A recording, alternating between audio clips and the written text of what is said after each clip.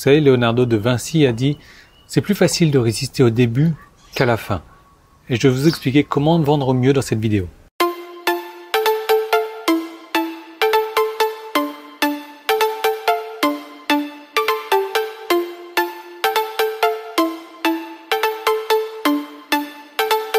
Alors je me rappelle plus trop si c'était un génie ou pas, Leonardo de Vinci. Enfin je sais pas si on dit Leonardo de Vinci, Da Vinci, Léonard de Vinci, je sais pas. Voilà, c'est le problème. Je sais, je suis un inculte. Mais le problème c'est quand on parle un peu français, un peu anglais, un peu thaï, et qu'on est parti en Italie, donc on parle un petit peu italien aussi, on sait plus trop comment dire. Alors le problème que trop de personnes c'est qu'elles sont sur leur site un peu trop marchands de tapis, un peu trop vendeurs comme ça. Et en gros, quand on arrive sur leur page, on sent tout de suite l'arnaque, quoi. Enfin, c'est pas l'arnaque, mais on sent tout de suite, ok, je reste sur cette page-là, il va vouloir me vendre un truc. Si je regarde cette vidéo, il va vouloir me vendre un truc. Et la manière dont ils commencent à introduire la vente, ils se plantent déjà depuis le début et du coup, c'est pour ça qu'ils font très très peu de ventes. L'idée qu'il va falloir retenir dans cette vidéo, c'est qu'il va falloir faire s'imaginer le lecteur en train d'acheter ce que vous avez à proposer avant de lui faire votre offre finale. De cette manière-là, vous allez créer chez lui ce qu'on appelle un engagement mental, et je vous en parlais juste après. Et s'il est engagé mentalement déjà, alors il va agir de la sorte dans la réalité. Je ne sais pas si vous avez lu le bouquin de Robert Cialdini, vous voyez, le bouquin qui s'appelle Influence. Je ne sais pas s'il a été traduit, je pense qu'il a dû être traduit en français. Et dans son bouquin, il y a 6 faits qui changent le comportement d'une personne. Le premier des faits, c'est la réciprocité. La réciprocité, c'est quand on va donner du contenu gratuit à une personne et cette personne-là va se sentir redevable, elle va éprouver le besoin de nous rendre ça. Donc c'est ce qu'on fait sur les squeeze pages en général, on donne quelque chose en échange d'une adresse email. C'est pour ça que certaines personnes vont vous donner énormément de contenu dans leurs vidéos, dans leurs emails également, en espérant que vous achetiez par la suite. Et dans son bouquin, donc un bouquin vraiment que je vous recommande, si vous n'avez pas eu de cadeau de Noël, achetez-le, c'est quelque chose.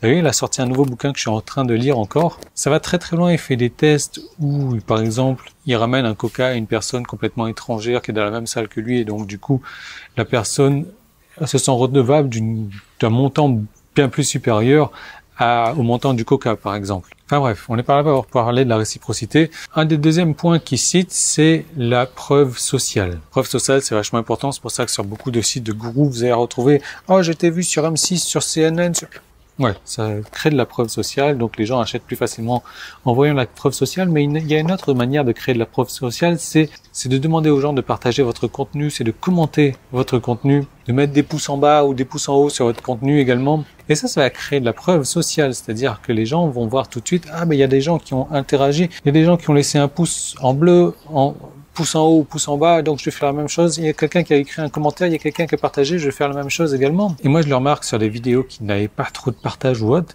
elles ont fait un genre de mini-buzz. Il y a des commentaires qui ont commencé à apparaître. Aujourd'hui, j'ai une pluie de commentaires sur ces vidéos-là, parce qu'il y a eu une petite goutte d'eau comme ça de commentaires, donc du coup, c'est arrivé par la suite. Troisièmement, c'est ce qu'il appelle la likability. Alors, je sais pas trop comment est-ce qu'il a traduit ça dans le bouquin en français, mais c'est le fait de se faire aimer, d'être aimé. Et ça, c'est facile à créer aussi, tout simplement en créant un contenu avec un ton conversationnel. En démarrant votre contenu, en posant des questions à la personne, en parlant de ses problèmes, en créant un rapport avec la personne, en montrant que vous comprenez ses problèmes, en montrant que vous le comprenez, les gens vont vous aimer encore plus et les gens aiment faire du business avec les personnes qu'ils aiment. Vous allez rarement acheter un truc avec quelqu'un que vous détestez, je suppose. Quatrième point, ça serait de créer de l'autorité, de devenir une autorité. Donc là, vous pouvez vous amuser à devenir une autorité en devenant prof, tout simplement, en enseignant dans votre contenu, en enseignant dans vos vidéos, dans vos emails. Et moi, c'est pas du tout le cas parce que voilà, les profs gagnent des cacahuètes et j'ai pas envie de gagner des cacahuètes. Mais si ça vous branche d'avoir de l'autorité, voilà, et c'est une manière simple de faire. Et le cinquième point, on va même pas parler du sixième du coup parce qu'on arrive à l'engagement. Il suffit de faire s'imaginer la personne en train d'acheter. Et comme elle s'est imaginé le truc, eh ben, elle va le faire après dans la vie réelle. Il y a de fortes chances qu'elle le fasse. Je vais vous parler de la théorie de l'engagement également. L'engagement, c'est que quand une personne a commencé à lire 5 minutes d'un article et que l'article en fait 10, il va continuer à lire le reste. Quand la personne a commencé à regarder 20 minutes d'un film, même si le film est pourri, eh ben, il va regarder tout le film en entier. Quand la personne a commencé une relation avec une personne, même si au bout de 10 ans, 20 ans, eh ben, ils se tapent dessus, ils se détestent et autres, ils vont continuer à rester ensemble parce que, ben, ils sont engagés l'un envers l'autre. Ça, c'est la puissance de l'engagement. Pour avoir un petit exemple, imaginons que vous allez voir un vendeur de voiture et que ce vendeur de voiture vous dise un truc. Et si je peux vous avoir ces caractéristiques bien spécifiques pour cette voiture-là et ce prix-là, est-ce que vous souhaiteriez l'avoir? Est-ce que vous pourriez l'acheter? Et donc là, le fait que vous répondiez par oui, ben ici déjà que la vente, c'est bon, c'est fait, c'est dans la poche, quoi. Hein. Est-ce que vous êtes engagé mentalement? L'idée, c'est de leur donner l'impression que la décision vient d'eux. Donc Léonard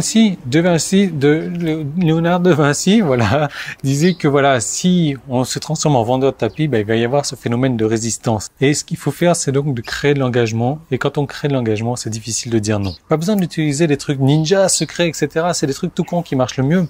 Et d'ailleurs, c'est pour ça que je le fais également dans le plan Succès Internet pour vous, au niveau de mes emails, au niveau des vidéos de vente, au niveau des pages de vente. Et d'ailleurs, vous avez dû remarquer que je l'ai fait également dans la vidéo qui est sortie mardi. Je vais vous mettre un petit i qui est là. Et regardez comment est-ce que moi j'ai utilisé cette règle de l'engagement.